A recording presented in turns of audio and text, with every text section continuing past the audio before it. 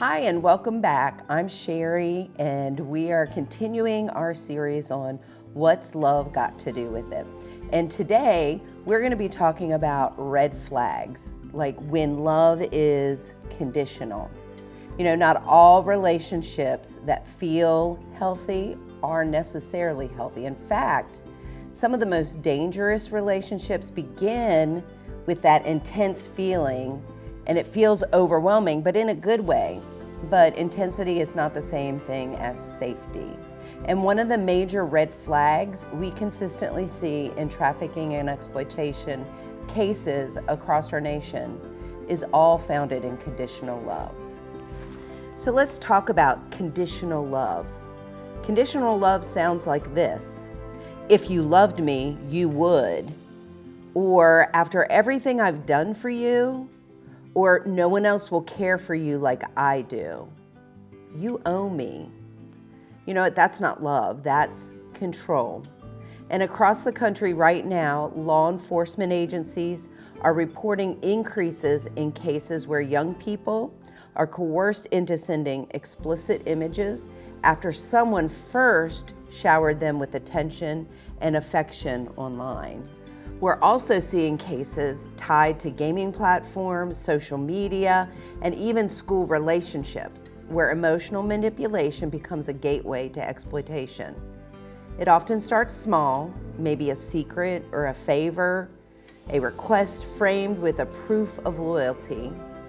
Conditional love creates debt, where love should create safety. Traffickers isolate emotionally first. They create dependency. They convince someone this relationship is the only safe place, even when it's a source of harm. Healthy love never requires fear. It never requires silence. And it never requires harm. Protective factors matter here.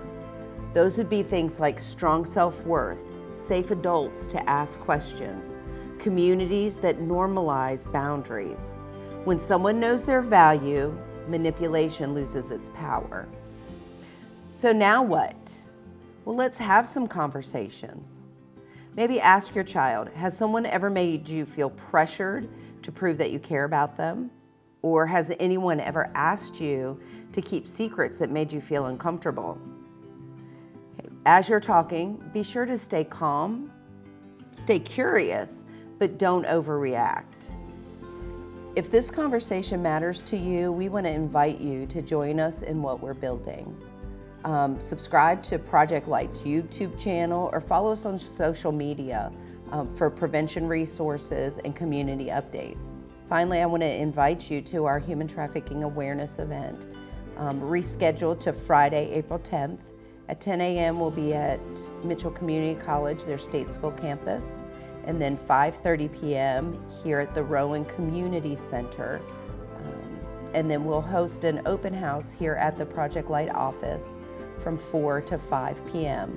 All the details about the event will be in the description below. But as we close out, I just wanted to share, just remember, love that pressures isn't love. A love that protects is the kind we're building together. Thank you for joining us, and we look forward to seeing you next week as we continue talking about what's love got to do with it.